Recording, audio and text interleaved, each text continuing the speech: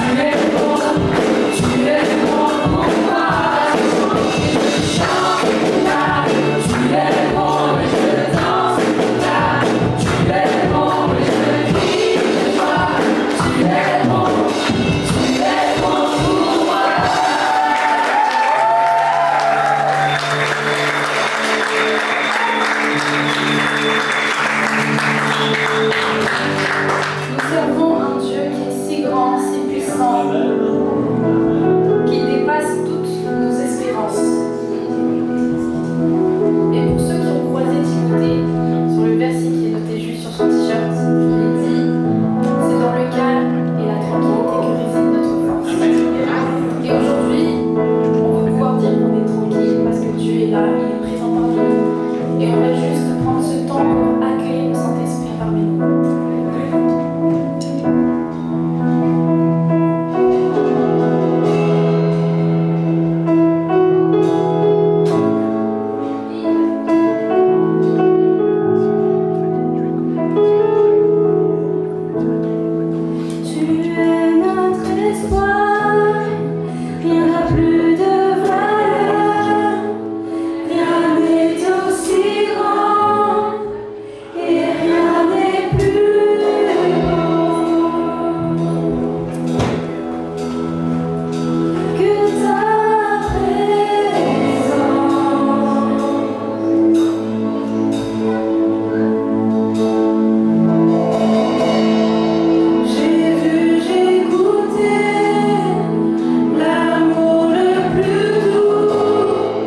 Mon cœur est enfin libre.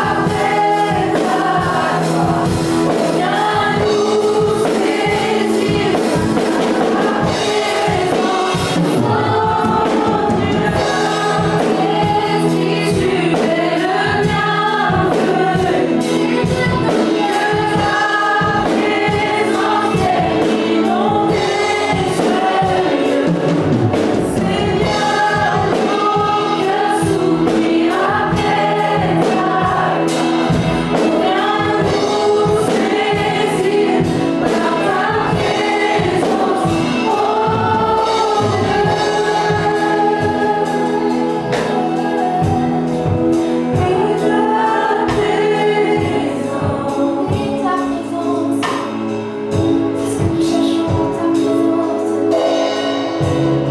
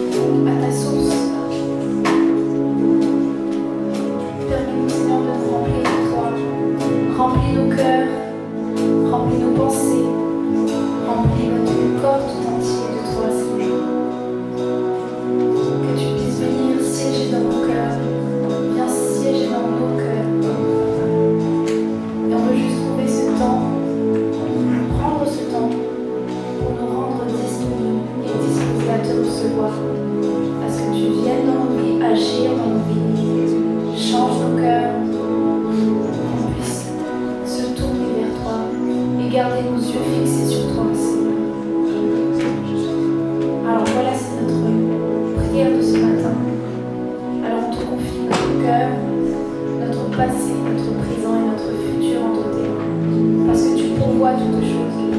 Sans se soucier de rien du tout. Parce que tu es là et tu seras toujours là.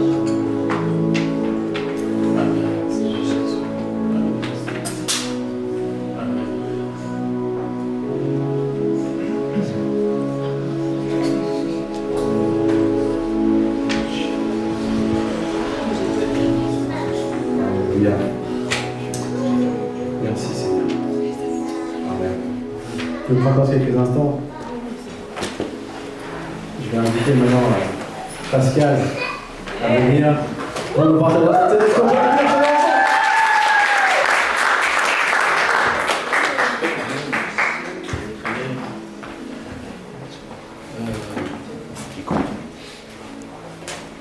Bonjour à tous. C'est vrai que le mouvement, en fait, ce moment était assez fort parce que cet esprit-là. Et justement, pour partager cette scène, ce repas, on va lire dans la parole, on va lire dans Luc 22, 11, Luc 22, 15, Jésus qui dit « J'ai désiré vivement manger cette Pâque ». Pourquoi Jésus a désiré vivement manger cette Pâque? Pourquoi? Je me suis posé la question et je me suis dit, Jésus il savait ce qu'il attendait, mais il a désiré ardemment et vivement manger cette Pâque. Et j'ai fait un peu Pendant 3 ans, en fait, Jésus il était avec ses disciples, il a commencé sa mission, et là il sait que sa mission arrive s'achève. Il sait en fait que le but ultime vient. Et il dit, j'ai désiré vivement manger cette Pâque. C'est un peu comme un fiancé qui est avec sa belle, qui vient de se fiancer, et son seul désir, c'est justement de rompre ses fiançailles pour pouvoir se marier.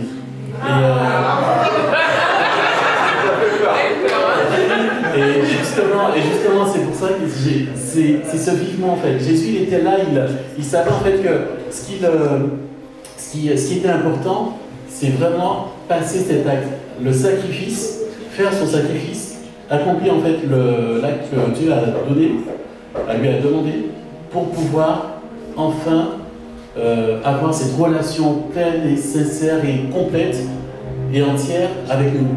Donc c'est pourquoi ce vivement, j'ai désiré vivement manger cette Pâque.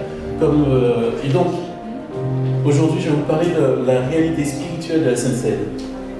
Et cette réalité, il y a Dieu, en fait, à travers ce repas, ce que Dieu veut, c'est en fait proclamer, ce que Dieu veut, en fait, c'est qu'il proclame, en fait, que le sacrifice de Christ est éternel, a une valeur éternelle. Jésus, il est mort et il s'est sacrifié, et depuis la première seconde où il s'est sacrifié jusqu'à l'éternité, ce sacrifice, en fait, il existe et il est appliqué, et il donne en fait cette liberté, il donne en fait cette vie. Dès la première seconde, le brigand qui a accepté Christ a été sauvé. Et nous, aujourd'hui, 2000 ans plus tard, on est sauvé parce qu'on croit en Christ. Et 10 000 ans plus tard, avant que... et j'espère que ce sera beaucoup plus tôt, le sacrifice de Christ est encore là, il est encore éternel. Et ça, c'est la réalité. Et ça, la réalité aussi, devant les autorités spirituelles, le sacrifice est là. Christ, en fait, a la réalité de sa résurrection. Et Christ, il est mort et il est ressuscité. Il est ressuscité et maintenant il est auprès du Père et il intercède pour nous. Il intercède, c'est-à-dire que parce qu'on a vu en fait que Christ est venu pour nous, parce qu'on a cru en son sang, Christ est là, il intercède pour nous auprès de Dieu. Et sa présence, on l'a chanté tout à l'heure, et il est avec nous, il est parmi nous, mais il a envoyé aussi son Saint-Esprit en nous pour nous guider, pour nous conduire, pour nous faire, pour qu'on puisse choisir le bon choix, pour qu'on puisse faire le bon choix. Et en fait, après, Christ, il reviendra en fait, et pour nous prendre. Donc ça, c'est vraiment notre confession de foi devant les autorités spirituelles, c'est proclamer la valeur éternelle du sacrifice de Jésus, la réalité de sa résurrection, son intercession permanente, sa présence et son retour prochain. Et c'est ça que veut dire en fait. Et il y a aussi beaucoup plus, il y a aussi énormément d'autres réalités, mais il y a cette réalité qui est effective en fait dans le repas qu'on va prendre là maintenant. Et il faut qu'on ait confiance, il faut qu'on ait aussi conscience que ce repas en fait il est saint. C'est un repas que Dieu a voulu depuis toute éternité, depuis que l'homme a péché, Dieu a voulu faire ce repas pour à nouveau avoir un contact, à nouveau avoir cette relation en fait. Et je vois ce que j'ai. Il y a un parallèle en fait qui est fait justement avec le mariage, c'est que je vois en fait que ce repas est un peu comme une alliance, une bague. C'est le mari en fait il offre cette bague et il dit à tout le monde par ce repas je reconnais que tu m'appartiens. Un peu comme le mari qui avec son alliance dit voilà ma femme je reconnais que tu m'appartiens et l'épouse dit voilà je reconnais que je t'appartiens. Donc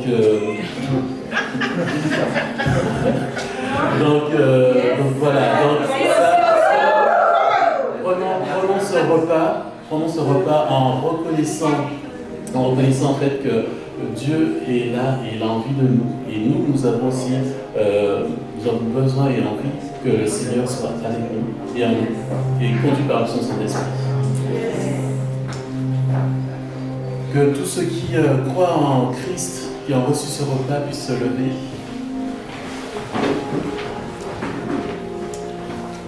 Et par ce symbole, par le corps de Christ, nous reconnaissons que Jésus-Christ, tu es venu pour nous. Tu as accompli, Seigneur, ton sacrifice et tu as, par amour pour nous, tu t'es donné entièrement. Mangeons-le.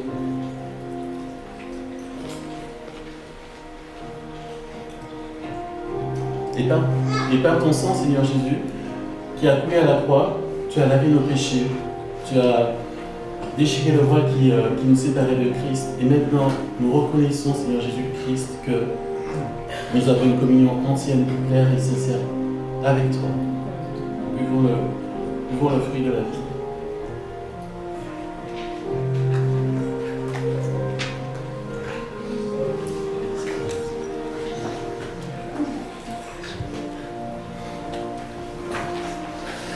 Merci, Pascal.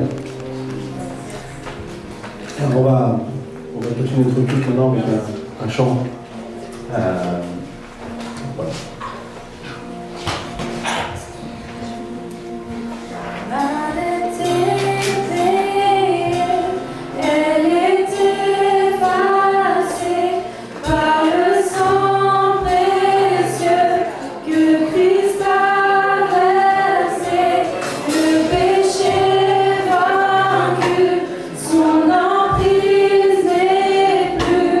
Il m'a libéré.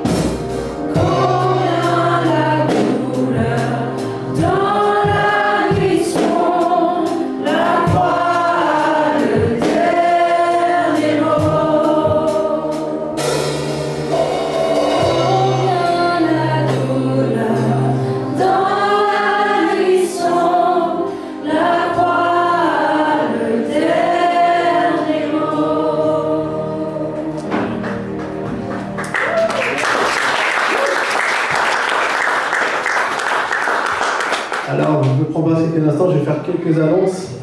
Donc pour vous dire que vendredi prochain, tous les hommes, vous êtes invités à venir à l'église le vendredi soir, le 8 juillet, pour un énorme barbecue.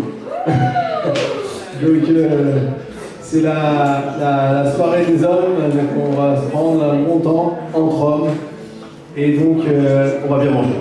Parce que des hommes, ça mange. Surtout votre pasteur. Donc du coup, on va profiter tous ensemble. Donc si vous n'êtes pas ajouté dans le groupe WhatsApp, venez nous voir à la fin, on va vous rajouter dans le groupe WhatsApp pour que vous puissiez aussi vous inscrire et voilà, montrer vous dire ce que vous allez apporter.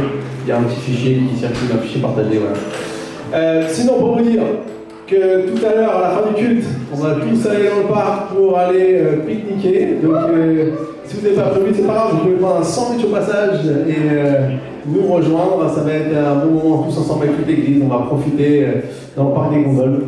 Donc ça va être un bon moment. Stéphane, il s'en souvient des parcs des gondoles quand il a rencontré des jeunes. Donc ça va être un bon moment. On ne sait pas peut-être encore d'autres rencontres. C'est toi qui rencontreras quelqu'un, Stéphane, aujourd'hui. Vous ne savez pas. Donc Dieu est bon, il y a plein d'autres choses pour nous. Donc surtout, venez avec nous. Et puis, une information.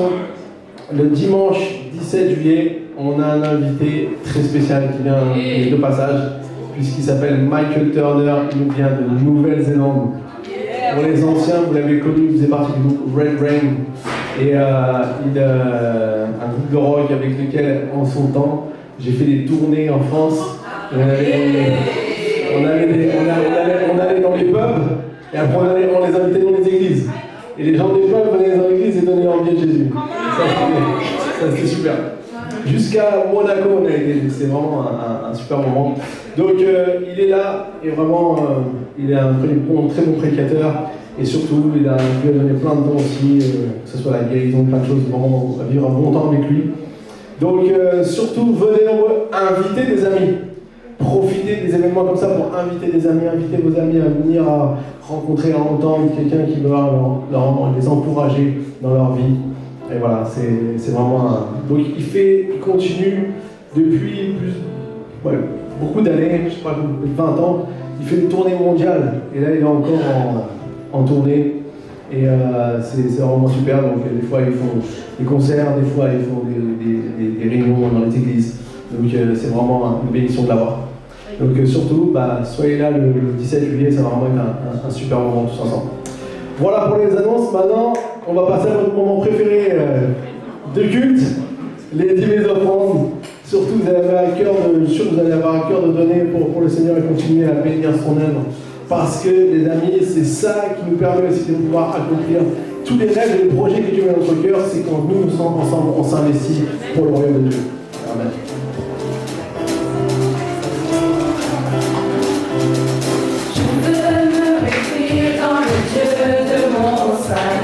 Oh,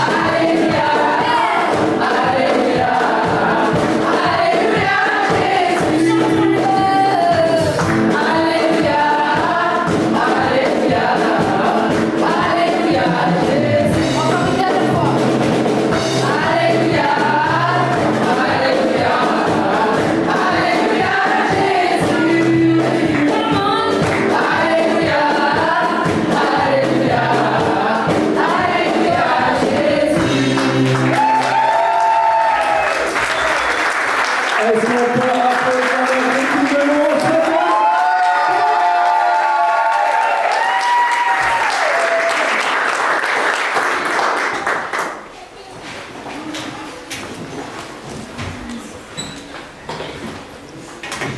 Est-ce que vous êtes en forme ce matin?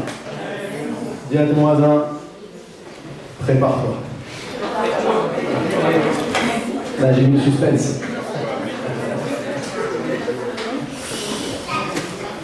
J'aimerais commencer avec une histoire. C'est l'histoire qu'on trouve dans la Bible. Et Jésus, il fait quelque chose de particulier. Il est assis en train de regarder tous ceux qui mettent dans le tronc à l'entrée du temple. Et il y en a qui mettent beaucoup d'argent là. À l'époque, c'était des grosses pièces, mais maintenant ça va, on tape sur notre téléphone portable, on fait virement, clac, c'est parti. Mais à l'époque, on ramenait les sacs de pièces d'argent, pièces d'or, et on les mettait comme ça dans un gros trou. Et nous, quand on entend des pièces, c'est pas bon, c'est qu'il n'y a pas beaucoup. Mais à l'époque, c'était beaucoup. Je me rappellerai toujours un jour, dans les communautés, quand j'étais petit, un jour, on avait un genre de petit tronc, enfin quelque chose qu'on déplaçait comme ça pour que les gens puissent donner. Et un jour, il s'est cassé. Et mon père a dit, s'il vous plaît, arrêtez de mettre des pièces, mettez des billets. Bon, c'était une blague. Mais la bonne nouvelle, c'est qu'il regardait, et quand même, Jésus, il est un peu intrusif. Il regarde les gens mettre dedans. On cache ce qu'on met dans sa main comme ça. Quand ça, on lâche. Personne n'a vu ce que je veux dire. Plus on cache, plus c'est petit. Je blague. Mais bon, Jésus regardait. Et donc, du coup, il était là. Et à un moment donné, il y a une femme. Je ne sais pas si elle avait du mal à marcher. En tout cas, elle dit que c'est une personne âgée. Et elle va mettre 2 petites pièces. Et quand elle a mis ces 2 petites pièces, Jésus, il va s'arrêter, il va dire quelque chose. Alors que ça fait plusieurs personnes, la Bible dit qu'ils ont mis beaucoup d'argent. Vous savez, c'est quand on met beaucoup, ils étaient contents de dire « Moi, je soutiens le temple ». Comprenez qu'à l'époque, le temple il avait été construit, notamment aussi par Hérode, et que c'était un édifice extrêmement imposant. C'était 1/3 de la ville de Jérusalem. Donc, c'est comme si on construisait un édifice qui faisait 1/3 de la ville. Et donc, du coup, frais d'entretien, tout ce que vous voulez, même à l'époque, ça fonctionnait comme ça. Alors, les gens étaient tellement fiers, les Hébreux étaient tellement fiers de ce temple. Le temple, c'était là où c'était la maison de Dieu. C'est là où il y avait plusieurs parties, notamment la partie très sainte où seul le grand prêtre pouvait rentrer une fois par an, où on disait qu'il y avait vraiment la présence de Dieu. Donc pour eux, c'était une fierté. Donc de pouvoir donner pour faire fonctionner ce temple, c'était un privilège, c'était un honneur, c'était quelque part, c'était une gloire pour les Hébreux. Malgré qu'ils soient occupés par les Romains, c'était vraiment quelque chose qui a mis 70 ans à être construit. Donc tout le monde était, waouh, c'est l'édifice. Et là vient cette petite veuve qui met 2 petites pièces. Et Jésus l'a dit, elle a mis beaucoup plus que tout le monde. Alors, je pense que les disciples vont dire, qu'est-ce qu'ils vont nous dire, Jésus? C'était quelques centimes. En fait, la plupart de ceux qui ont mis beaucoup, ils ont aussi gardé beaucoup. Parce qu'ils avaient beaucoup. Mais elle, la Bible nous dit, elle a mis tout ce qu'elle avait pour vivre. À elle, ce qu'elle a mis, ça lui a coûté le plus cher. En fait, en dépit de tout ce qu'on peut penser, cette femme avait compris une chose, que tout est une question de confiance. Et c'est le titre de mon message aujourd'hui. Tout est une question de confiance. Elle faisait plus confiance à Dieu que tout le reste. En fait, on aurait pu se dire, garde tes centimes, achète-toi le plus petit bout de pain que tu peux avoir avec ça, et mange un peu, sinon tu vas mourir.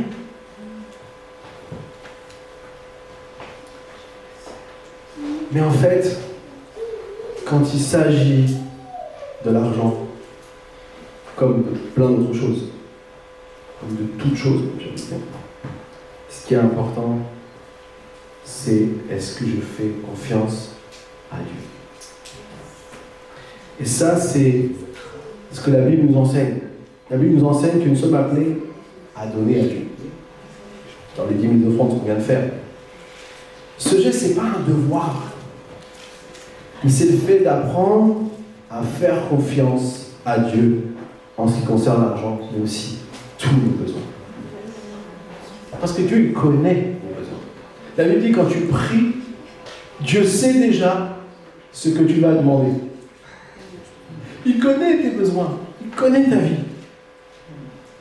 Mais ce qui est important, comme cette femme a fait, c'est apprendre à faire confiance à Dieu. Est-ce que tu es prêt aujourd'hui à faire confiance à Dieu pour tes besoins? J'entends pas beaucoup de... C'est plus calme que d'habitude. Parce que quand il s'agit de l'argent, c'est toujours un peu plus délicat. En fait, la réalité qu'on connaît tous dans ce domaine, c'est que c'est pas si facile de faire confiance à Dieu. On le dit, parfois on le croit, je suis sûr qu'on le croit, mais on le dit. Mais quand il s'agit de le faire, c'est plus délicat. Imagine que tu te retrouves à la place de cette petite veuve. T'as plus rien. Qu'est-ce que tu vas faire? Quand c'est écrit en rouge, quand tu consultes ton compte en banque, c'est pas bon.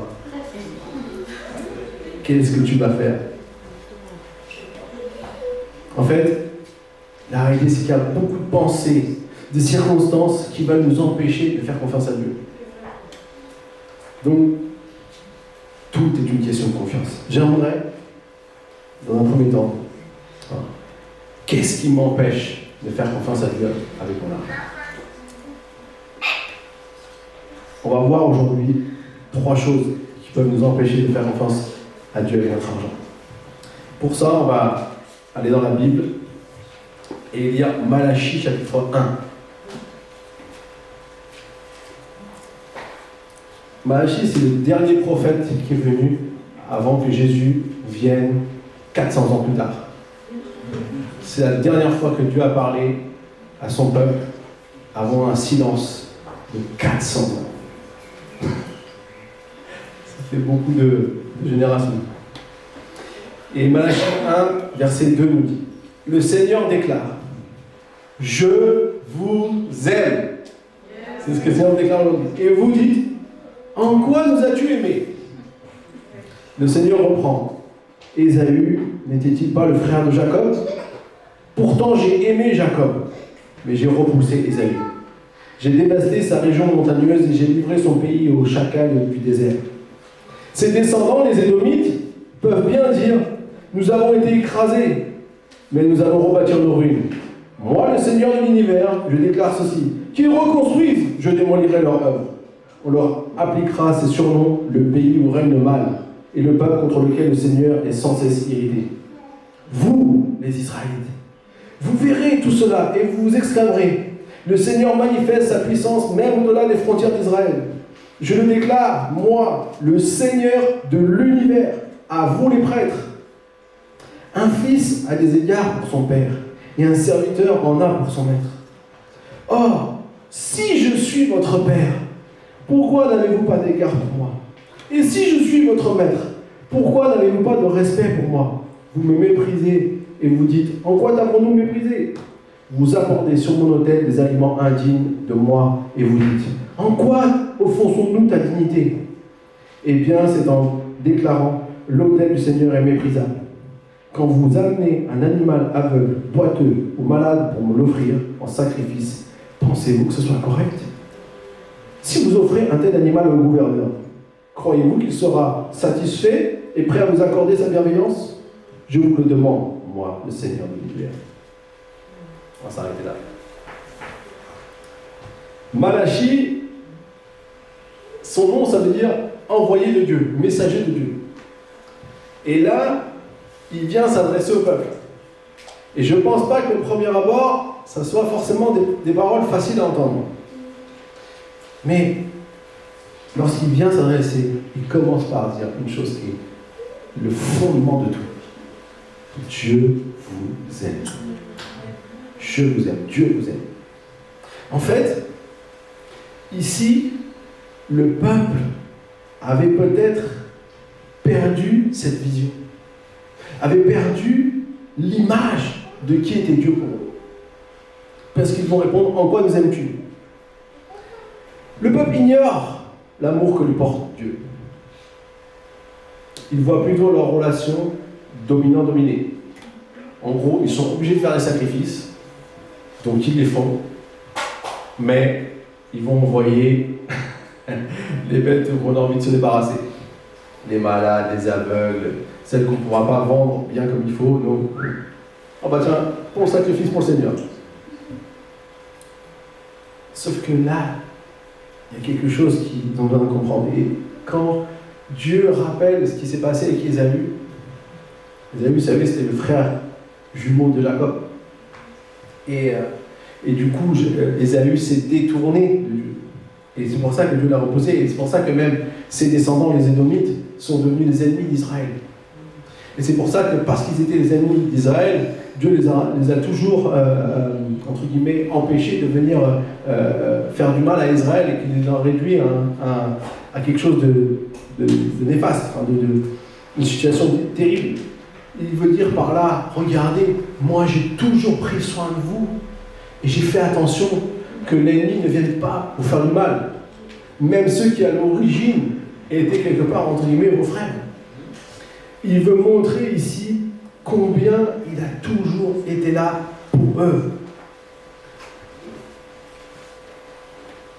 Et il va même se décrire ici dans ce texte. Et ça, c'est intéressant de voir que c'est dans l'Ancien Testament. Qu'il est leur Père. Il dit, il leur dira, si je suis votre Père, pourquoi n'avez-vous pas d'égard pour moi? Et même si je suis votre maître, ce que vous voyez, vous visionnez ce genre de relation avec moi, maître, et on va dire sujet, si vous voulez, esclave, ce que vous voulez.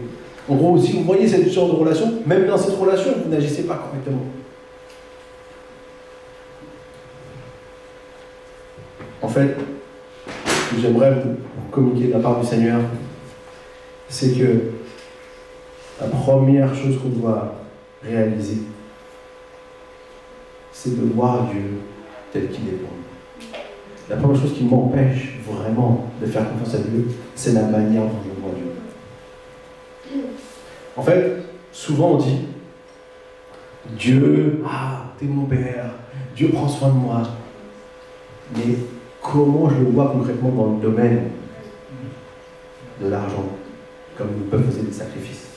C'est ça qui compte. Et si je déclare qu'il est mon Père, est-ce que je suis prêt à croire qu'il va agir comme un Père pour moi? Moi, je sais que mon Père, dès qu'il voit que j'ai besoin de quelque chose, il est toujours là. Il a vu que mon iPad vieillit, il me dit, je vais t'acheter un nouveau.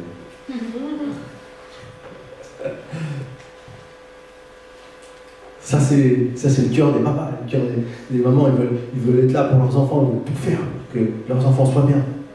Et du coup, ce qu'on a besoin de comprendre, c'est comment on voit Dieu dans notre vie.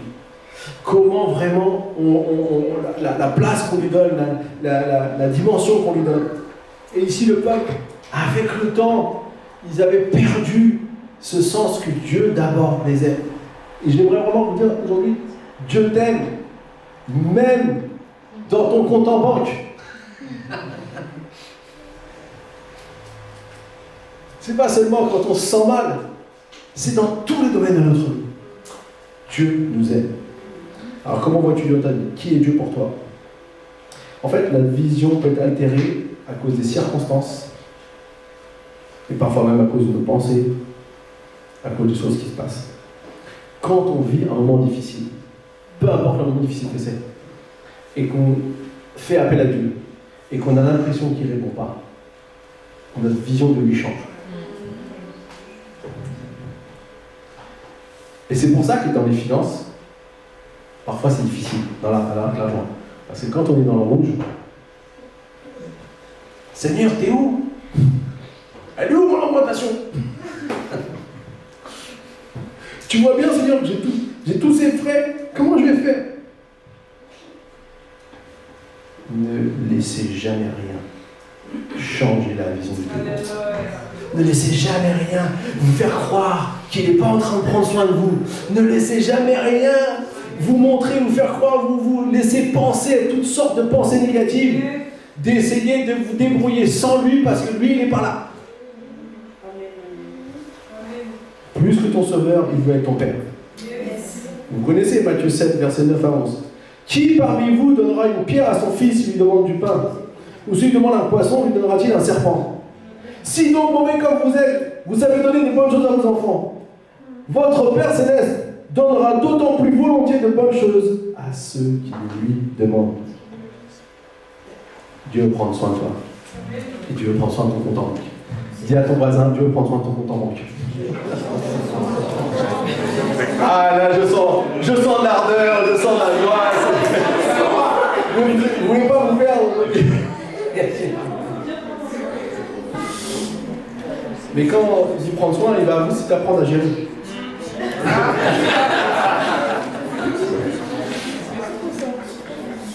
Alors, Dieu veut prendre soin de nous et Jésus a partagé dans son discours sur la montagne, ce que je viens de vous lire, dans Matthieu 7, c'est la fin du discours de sur la montagne. Mais il y a encore une autre chose qui peut nous empêcher de faire confiance à Dieu. La deuxième chose, c'est ce qu'on lit dans Matthieu 6, à partir du verset 25. C'est toujours le discours sur la montagne, c'est un petit peu avant Matthieu 7. C'est pourquoi je vous dis, ne vous inquiétez pas de ce que vous mangerez et boirez pour vivre, ni ce dont vous habillerez votre corps. La vie n'est-elle pas plus que la nourriture et le corps plus que le vêtement? Regardez les oiseaux du ciel, ils ne sèment pas, ne moissonnent pas, ils n'amassent rien dans les greniers, et votre Père Céleste les nourrit. Ne valez-vous pas beaucoup plus qu'eux? Qui de vous, par ses inquiétudes, peut ajouter un instant à la durée de sa vie? Et pourquoi vous inquiétez au sujet du vêtement? Étudiez comment poussent les plus belles fleurs des champs. Elles ne travaillent pas, ne tissent pas. Cependant, je vous le dis, que Salomon lui-même, dans toute sa gloire, n'a pas eu d'aussi belle tenue que l'une d'elles. Si Dieu habille ainsi l'herbe des champs, qui existe aujourd'hui, et qui demain sera jetée au feu, ne fera-t-il pas bien plus volontiers pour vous, gens de peu de foi? Ne vous inquiétez donc pas, et ne dites pas que mangerons-nous, que boirons-nous, avec quoi déshabillerons-nous? En effet, tout cela, ce sont les membres des autres peuples qui le recherchent. Or, votre Père Céleste sait que vous en avez besoin. Recherchez d'abord le royaume et la justice de Dieu, et tout cela vous sera donné en plus. Ne vous inquiétez donc pas du lendemain, car le lendemain prendra soin de lui-même. À chaque jour suffit sa peine. Amen. Ce que j'aime dans ce passage, c'est que dans ce texte, on voit de quelle manière Jésus amène ceux qui l'écoutent à réaliser que l'inquiétude des besoins primaires de la vie, tels que manger, boire ou se vêtir, ne doit pas être un frein pour faire confiance à Dieu. En fait, Jésus, c'est ça qu'il il veut dire, faites-moi confiance. Il leur donne des preuves, clairement, avec les oiseaux et les fleurs, que lui, il prend soin de tout. Il est au contrôle de tout. Je ne sais pas si tu es inquiet de ta situation financière en ce moment. Le fait d'être inquiet n'y change rien. Ah, tu peux t'inquiéter. Hein. Ah, tu peux dire, j'aurais pas dû faire ça. J'aurais pas dû dépenser ça. Tu peux faire tout ce que tu veux. Ça ne va pas changer les choses dans ton compte en banque. Qui de vous, par ses inquiétudes, peut ajouter un instant à la durée de sa vie? En fait, une inquiétude, ça ne fait rien. Enfin, de concret pour toi. Entre guillemets, positif. Par contre, ce que peut faire l'inquiétude, c'est amplifier le problème. nous amener à faire de mauvais choix et à vivre avec un poids qu'on porte sans cesse. C'est pour ça que la deuxième chose que j'aimerais dire aujourd'hui qui peut nous empêcher de faire le Dieu, c'est le poids des inquiétudes. Et j'ai envie de dire, il y a dans le domaine de l'argent, mais il y a aussi dans plein d'autres domaines. Vous pouvez l'étendre à tout. Tout ce qui vous inquiète, alors parfois on va dire des inquiétudes légitimes, oui, mais le fait de porter un poids d'inquiétude n'amènera pas à changer ta situation. Au contraire, elle va souvent amplifier le problème. Elle va t'amener à voir les choses de monnaie. Par exemple, quand tu as un souci financier et que ton compte est dans le rouge, tu as deux solutions. Soit de t'inquiéter et vivre tous les jours avec ce poids en pesant, avec ce poids pesant, et tu n'auras pas assez pour faire ce que tu dois faire. Tu t'imagines que tu ne pourras pas t'en sortir avant longtemps, et finalement, tes projets ne pourront pas se réaliser, donc tu ne vois pas d'issue pour toi, tu es inquiet et découragé. Quand on est dans le rouge, c'est ça. On se dit que de toute façon, maintenant je suis bloqué.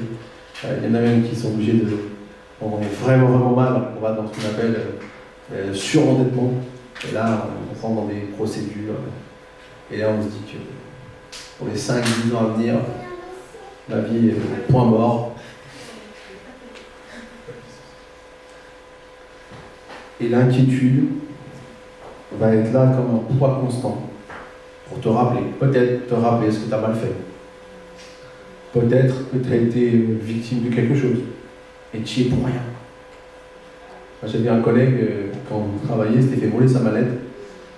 Et il y avait, les gars, ils avaient fait des dizaines de crédits avec ses liquides. En fait, il avait tous ses papiers pour aller faire son crédit à la banque pour son futur logement. Donc il avait tous les documents. Ils ont fait des crédits de partout. Il a acheté des motos, il a acheté... Et il s'est retrouvé à devoir se batailler et tout. C'était dur. D'un seul coup, t'es interdit bancaire.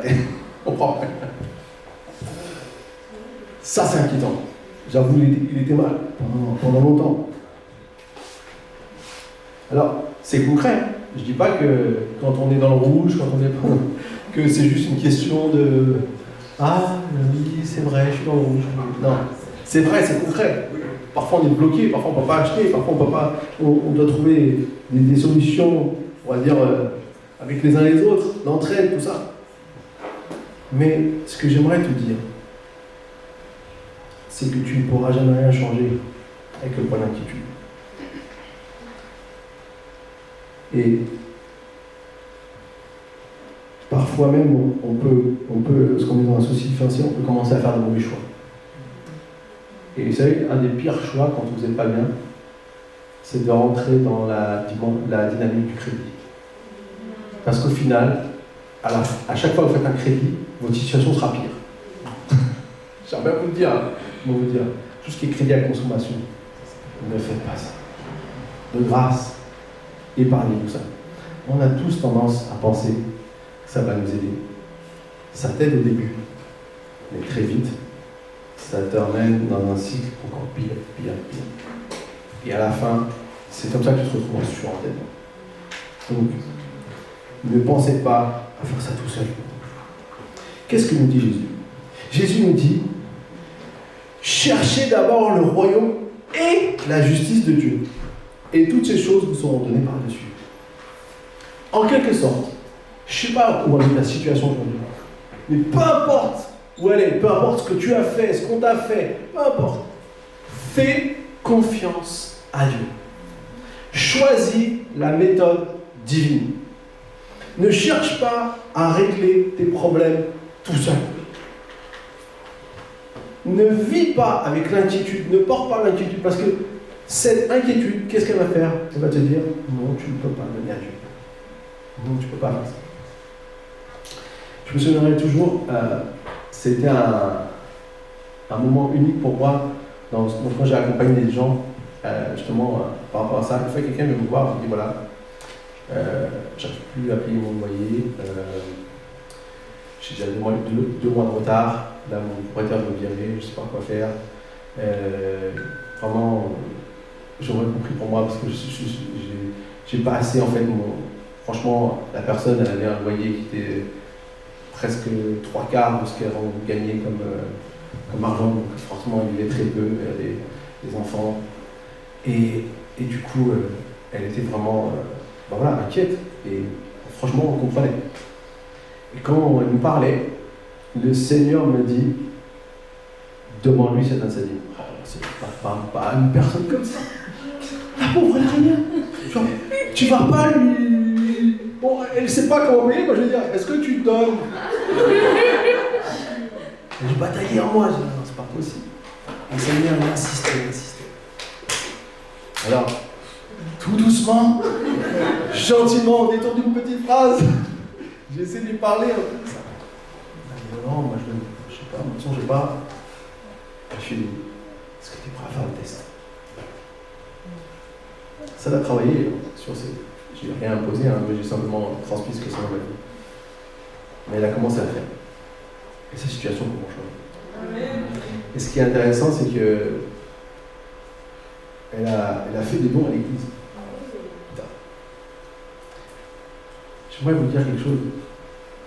Faire confiance à Dieu, c'est difficile. Parfois. Ça coûte quelque chose. Et là, pour nous, on prend vraiment le premier sens du mot.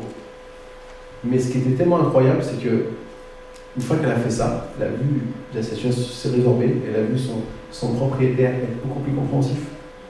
En fait, ça, c'est des choses que vous ne pouvez pas faire avec un crédit.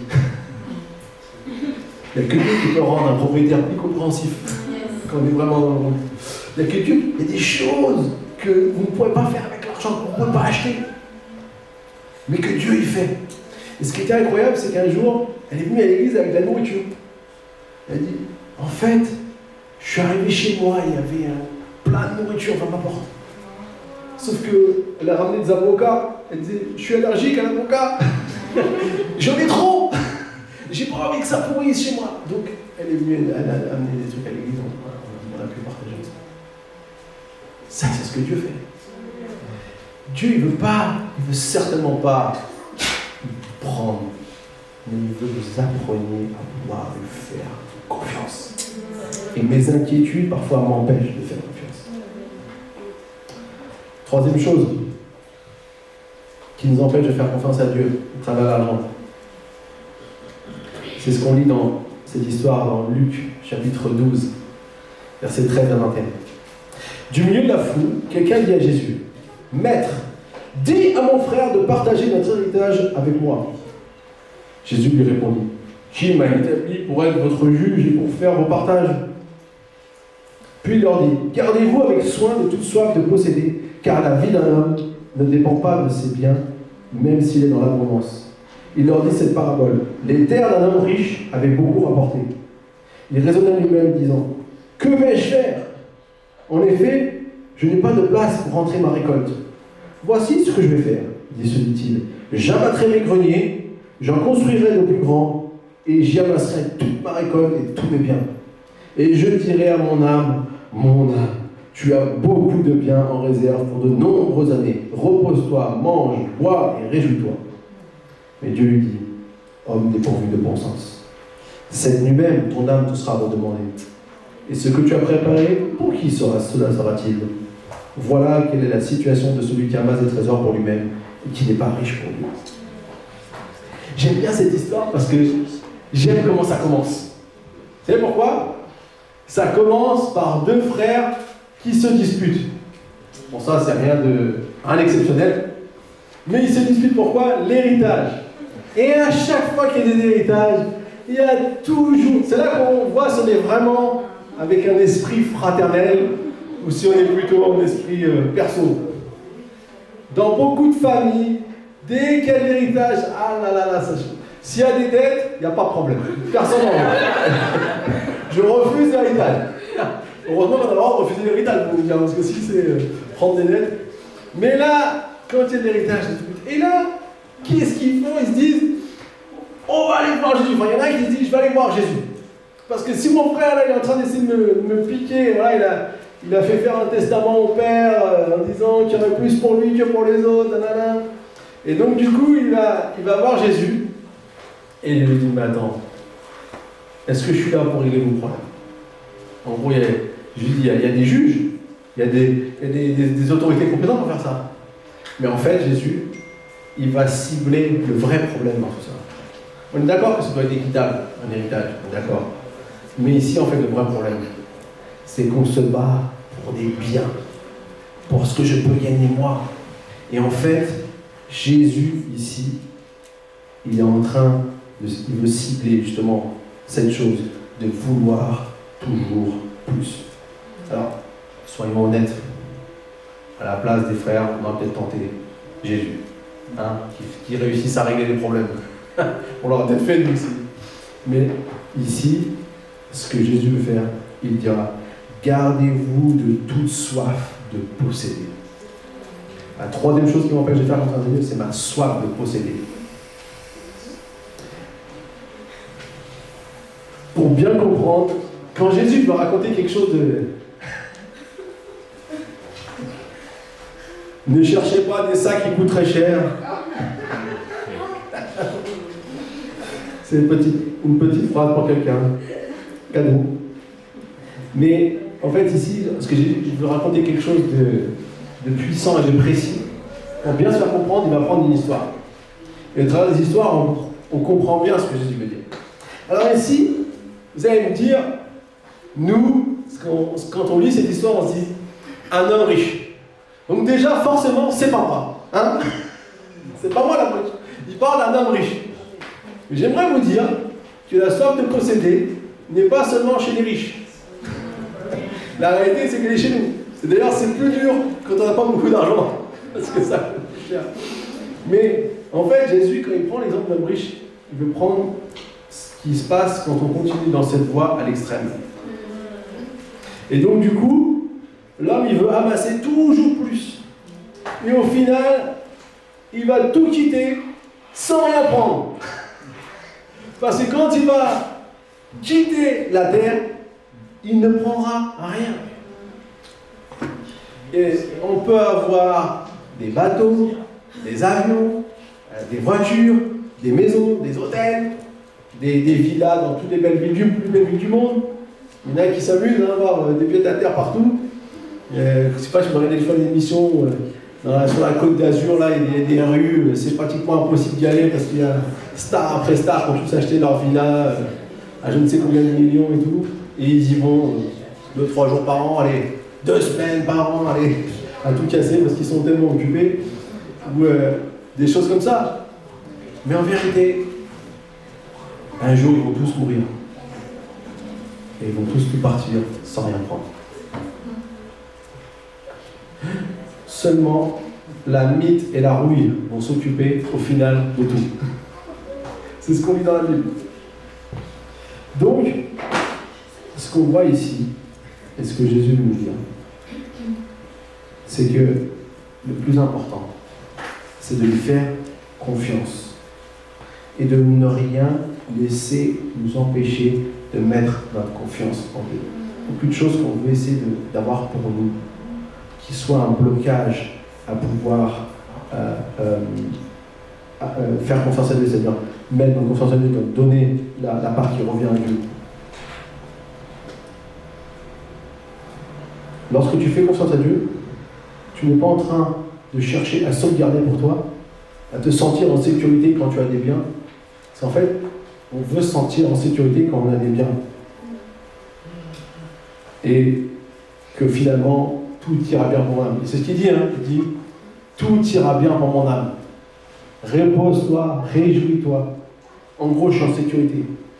Non, tu es en sécurité quand Dieu veille sur toi.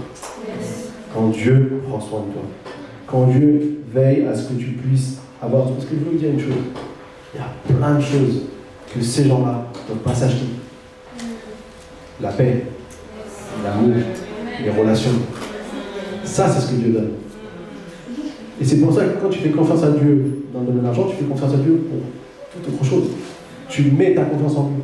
Et il y a des choses que tu ne pourras jamais gagner par l'argent. Ta vraie sécurité, elle est dans ce que Dieu peut faire pour toi.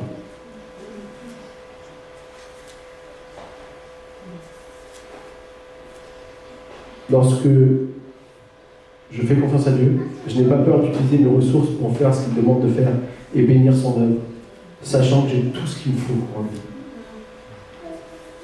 Moi, j'ai expérimenté l'année dernière quand on m'a volé mon vélo.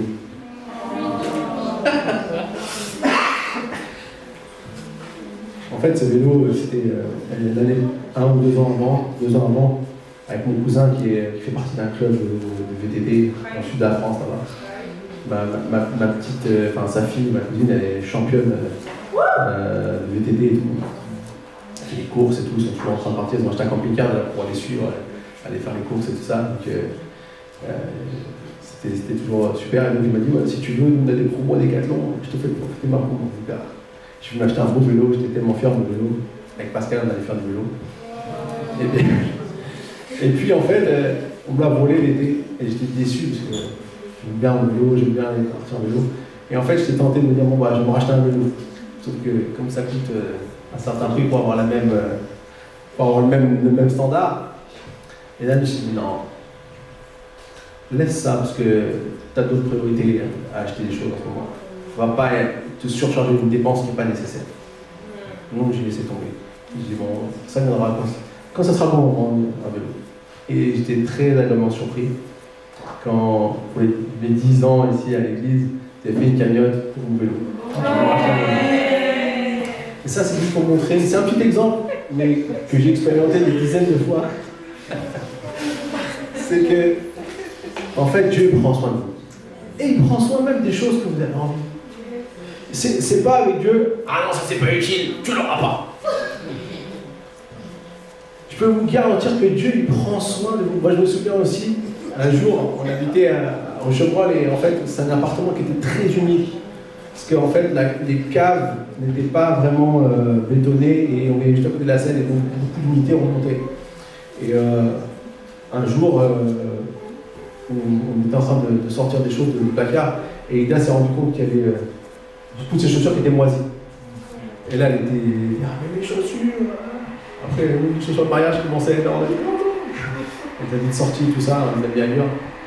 Et en fait, ce qui est trop fort, c'est qu'on va quelque part pour prêcher et il y a une femme qui dit, voilà, j'ai plein de chaussures à donner, je te les donne à toi, si tu les donnes à quelqu'un, et en fait, plein de trucs qui lui allaient, des super belles chaussures. Comme quoi Dieu, il sait prendre soin des fois, des petites choses qu'on a besoin. Donc ne croyez pas que Dieu, il est seulement là pour vous rappeler ce qu'il faut faire, ce qu'il ne faut pas faire. Non, il est aussi là pour répondre à vos besoins, à ce que vous avez envie. Il prend soin de vous, c'est votre papa. Alors, j'aimerais donc voir maintenant, pour finir sur une note positive, comment je peux manifester et matérialiser ma confiance en Dieu dans le domaine des biens et de l'argent. Et pour ça, on va aller dans notre verset préféré, dans notre passage préféré, Malachie 3. On a vu le 1 tout à l'heure, c'était un peu l'accroche. Maintenant, on va voir ce que Dieu va dire dans Malachie 3, verset 6 à 12. Je suis l'Éternel, je ne change pas. Et vous, descendants de Jacob, vous n'avez pas été détruits. Dès l'époque de vos ancêtres, vous vous êtes écartés de mes prescriptions, vous ne les avez pas respectées. Revenez à moi et je reviendrai à vous, dit l'Éternel, le Maître de l'univers. Et vous dites, en quoi devons-nous revenir? Un homme peut-il tromper Dieu? En effet, vous me trompez et vous dites, en quoi avons-nous trompé? Dans les dîmes et les offrandes. Vous êtes frappés par la malédiction et vous me trompez, la nation tout entière.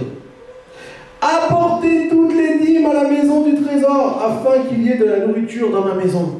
Mettez-moi ainsi à l'épreuve, dit l'Éternel, le Maître de l'univers, et vous verrez si je n'ouvre pas pour vous les fenêtres du ciel, si je ne déverse pas sur vous la bénédiction en abondance. Pour vous, je menacerai l'insecte vorace, afin qu'il ne détruise pas les produits du sol, et que la vie ne soit pas stérile dans vos campagnes, dit l'Éternel, le Maître de l'univers. Toutes les nations vous déclareront heureux, car vous serez un pays de délices, dit l'Éternel, le Maître de l'univers. Amen. Est-ce que vous êtes encouragés? C'est des bonnes paroles. Dieu précise à son peuple, premièrement, qu'il ne change pas. Il les a aimés dès le premier jour. Il les aime encore. Le seul problème, c'est qu'en fait, c'est eux qui qui ne reçoivent plus l'amour de Dieu. C'est eux qui se sont coupés en fait de son amour. C'est eux qui ne font plus attention aux prescriptions qu'il avait données. Dieu l'a toujours dit, suivez mes lois et vous serez le pays le plus béni. Vous serez la tête et non la queue. Hein, souvent on lit ça et on déclare ça. Mais on oublie qu'il y a quand même un petit réquisitoire pour être la tête et non la queue. C'est qu'en fait, on suit les prescriptions de Dieu. C'est qu'on suit ce qu'il nous dit. Parce qu'en fait, quand il nous donne des choses à faire, il veut nous permettre de pouvoir vraiment expérimenter sa grâce, expérimenter ses bénédictions. Il veut faire de nous un pays de délices. Même quand ils étaient à Babylone, exilés, parce que le peuple, c'est ça, un peu Malachie, ils sont revenus de Babylone. C'est du temps d'Esdras et d'Néhémie qu'il a parlé Malachie. Et du coup, c'était le temps de reconstruction du temple, le temps de reconstruction de choses qui avaient été détruites à cause de l'envahisseur de Babylone. Donc ils avaient connu ça. Et je pense peut-être qu'ils étaient encore marqués par ça. Ils disent, mais où était Jésus quand l'ennemi nous emmenait captifs à Babylone?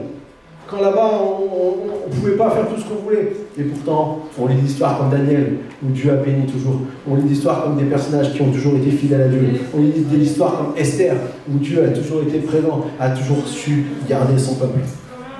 Quand tu vis des moments difficiles, Dieu ne t'a jamais oublié. Dieu n'a pas cessé de t'aimer. Dieu ne cesse pas de vouloir prendre soin de toi. C'est pourquoi Dieu, qu'est-ce qu'il va faire? Il va les appeler à revenir à lui. Peu importe comment on le voit, et si d'autres choses se sont mises entre lui et nous, il y a toujours la possibilité de revenir. Tu peux toujours t'amener à faire des choses qui vont manifester la grâce de Dieu dans ta vie. Pour ça, il faut lui faire confiance. Alors ça veut dire quoi faire confiance à Dieu? Faire confiance à Dieu, c'est un acte de foi. Vous connaissez la définition de la foi, Hébreux 11.1. Or la foi, c'est la ferme assurance des choses qu'on espère, la démonstration de celles qu'on ne voit pas. Donc, si je fais un acte de foi quand je pense à mon argent, eh bien, je le fais même quand je ne le vois pas. C'est-à-dire que même quand tout va mal, même quand je ne vois pas encore la bénédiction de Dieu, je fais un acte de foi où je dis, Dieu va faire confiance. Je fais confiance à Dieu et Dieu va pouvoir pour moi. Quand tout va bien, c'est facile. Alléluia, Seigneur, merci parce que tu m'as permis de pouvoir avoir ceci, de pouvoir avoir cela. Je suis tellement béni, merci Seigneur. Ah, je te fais confiance. Mais quand ça ne va pas bien, quand ce que tu as vraiment envie, tu ne l'as pas, quand ce que tu aurais vraiment besoin n'est pas encore là, quand tu te retrouves à devoir batailler, galérer, travailler dur pour pouvoir réussir à payer tes factures, là, c'est plus difficile de dire « Ah, Seigneur, tu pourvois tous mes besoins ». Alors, ce qui nous amène à faire ici, c'est d'apporter nos dîmes et nos offrandes à la maison du trésor. Fais-le même quand tu ne vois pas, même quand tu ne vois pas tout de suite la bénédiction de Dieu. En réponse à cet acte de foi, il dit « Vous verrez, si je n'ouvre pas pour vous les fenêtres du ciel, et même, dans notre passage, il dit les écluses des cieux. » Imaginez les écluses qui laissent, quand elles s'ouvrent, elles laissent passer l'eau, c'est waouh, tout qui arrive. Mais en fait, quand tu fais confiance à Dieu dans tes dîmes et offrandes, c'est ça que tu es en train de faire. Les écluses des cieux, les fenêtres du ciel sont ouvertes et ça coule sur toi. La bénédiction coule sur toi. Alors je l'ai bien dit, la bénédiction, elle n'est pas que pécuniaire. Souvent, nous, on calcule. On pense à calculer, Seigneur, je te donnais ça, donc ça ne marche pas comme ça, les amis. Tout est une question de confiance. Quand tu donnes, tu fais confiance. Tu sais que peut-être ça va être dans le rouge, pas si encore. C'est pas grave, Dieu pourvoira. Dieu pourvoira. Dieu pourvoira. Et donc, du coup, je le fais quand je ne le vois pas encore. Ça, c'est un acte de foi. Quand tu le vois, c'est plus pareil. On peut le faire parce qu'on est reconnaissant, alléluia, mais déjà fais-le avant de le voir.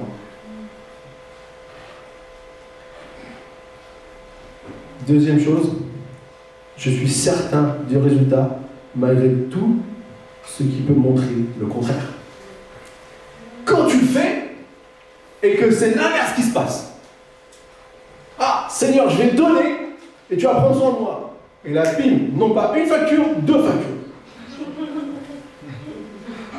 Les charges, on a fait la clôture des charges de l'année, et là, on se retrouve à payer le double.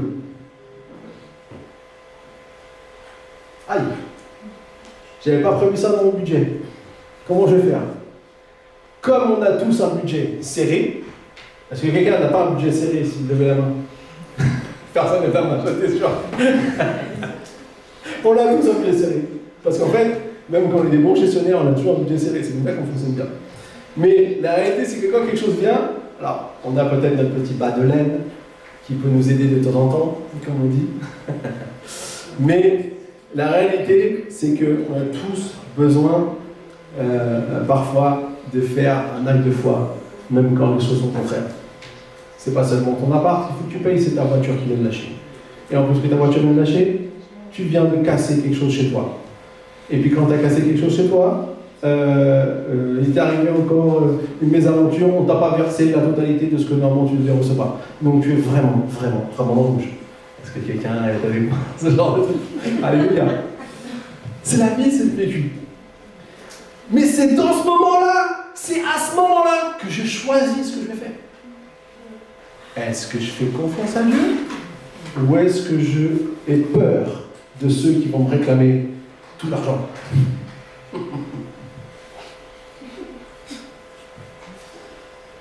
En fait, l'acte de foi, il est là. Mais vous savez qu'est-ce qu'il dit Dieu ici? Et ça, c'est vraiment ce que j'aimerais que vous puissiez vous souvenir. Pour vous, je menacerai l'insecte vorace pour qu'il ne détruise pas le produit de ton sol. Je veillerai que tes vignes ne soient pas stériles dans tes campagnes. Ça veut dire quoi? Ça veut dire que les circonstances qui pourraient amener à ce que la récolte ne soit pas bonne, c'est Dieu qui en prend soin. C'est lui qui veille sur ça. Et si vous avez des choses qui vous sont tombées dessus, qui dépendent, qui sont trop grandes pour vous, sachez que c'est Dieu qui fait. Faites confiance à lui en premier. Et vous allez voir, tout va se régler. Je vous promets, je l'ai vécu tellement de fois. Tout va se régler. En fait, c'est apprendre à vivre une vie où on fait complètement confiance à Dieu. Si je connais mon Dieu, je sais qu'il prendra soin de moi en tout temps. En donnant la part qui lui revient, je place ma confiance en lui et je serai au bénéfice de toutes les promesses pour moi. Veillez donc à ne rien laisser nous empêcher de mettre notre confiance en lui, pour jouir de tous ses bienfaits. Je vais finir avec une petite histoire. En fait, nous on a vécu quelque chose, alors certains peut-être vous le savez déjà, d'autres pas. Avec Lida, on parlait de vacances. Et c'est vrai que cette année, Lida était à la maison, elle a moins travaillé. Donc on essaie de gérer un peu le budget comme ça aussi, parce que c'est aussi avec les enfants, tout ça. Et bon, on dit, ok Seigneur, c'est une saison peut-être un peu plus dure financièrement, mais on fait confiance. Et là, je pensais quand même aux vacances et je me disais, vous savez, quand on calculez avant de dépenser. Sinon, c'est pas bon. Si vous calculez après dépenser, c'est jamais bon. Calculez toujours avant de dépenser. Et là, on se disait, les vacances, ça va être chaud. Et mes filles en plus, qui disaient, ah, papa, on a été à l'hôtel, on veut retourner à l'hôtel. Attends. L'année dernière, j'ai eu une grosse promo. Hein. Moi, j'ai jamais été à l'hôtel, toutes mes vacances, j'ai jamais été à l'hôtel. J'étais en caravane, j'étais en tente, j'étais chez la famille, j'étais pas à l'hôtel. Première fois à l'hôtel, c'est vrai quand vous mettez un niveau. Bon, ok. On était l'année dernière en Espagne, c'était loin, donc là je vois le prix de l'essence que moi, je suis là, c'est des euros. Donc là, je commence à dire à Lida, on va pas aller trop loin en vacances. Et préparer le terrain. Elle me dit, t'es sûr? Je crois que ça va être plutôt imposé que choisi. Et donc du coup, on parlait de ça, et puis bon, on a fini. Et on allait à Dieppe, le soir, mon frère m'a demandé de prêcher à la soirée de semaine. Et du coup, je finissais de prêcher, et là, Lida m'envoie un texto. Rentre vite! Qu'est-ce qui se passe encore? Donc du coup, je me dépêche de rentrer. Elle me dit, j'ai reçu un coup de téléphone! Ah bon? Oui! En fait, il y a la fille d'un pasteur, celle qui est déjà venue ici, je ne sais pas si vous vous rappelez, le pasteur péruvien, les Aguayo, et leur fille qui chante. En fait, elle s'est mariée avec un fils de pasteur d'une église en Floride. Et en fait, cette église, ils ont un département international. Et chaque année, ils veulent bénir un pasteur pour venir faire des vacances avec toute sa famille en Floride. Parce que la Floride, c'est un pays, c'est le pays de l'état des vacances, on appelle ça le Sunshine State. Alors c'est vraiment l'endroit où on va faire les vacances, même aux États-Unis.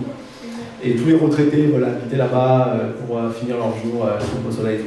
Et ils me disent, bah écoutez, voilà, on devait choisir quelqu'un et j'arrêtais pas de penser à vous, j'arrêtais pas de penser à vous, ça m'a mis à cœur. Et il a dit, du coup, bah voilà, on vous invite toute la famille, mais on est 4 enfants, on est 4 enfants.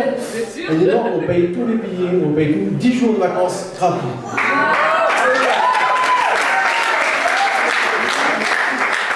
Dieu est bon. Pourquoi je vous raconte ça? Je ne veux pas vanner, hein, c'est pas le but. Mais je vous raconte ça parce que, en fait, quand on fait confiance à Dieu, lui prend soin de nous. Et il nous le montre par différentes choses, c'est peut-être pas toujours les mêmes choses. Franchement, j'aurais jamais imaginé ça. Moi qui voulais aller pas loin, Dieu m'a dit le tire à loin. Donc c'est le clin d'œil du Seigneur.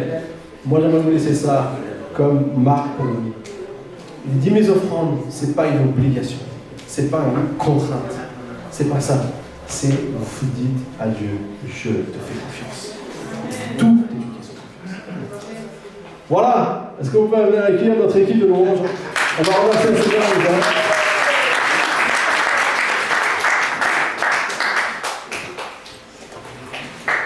Et que Dieu bénisse. Et puis on se retrouve après donc, au parc des Gondoles. Donc, pour bien voir le chemin, en fait, c'est l'entrée qui est avenue de la Folie. Donc, je ne sais pas si vous connaissez l'avenue de la Folie.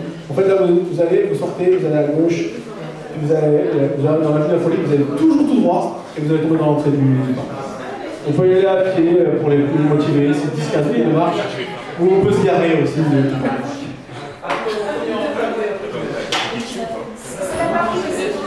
Ah bon? Oui, oui. C'est là où sont les enfants, on va les rejoindre. Oui, oui, bah quand vous rentrez, il y aura du monde, on se retrouvera. Voilà, merci beaucoup.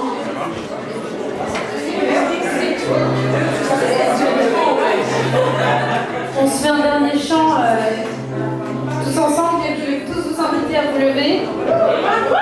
Et puis on va se réjouir dans le Seigneur.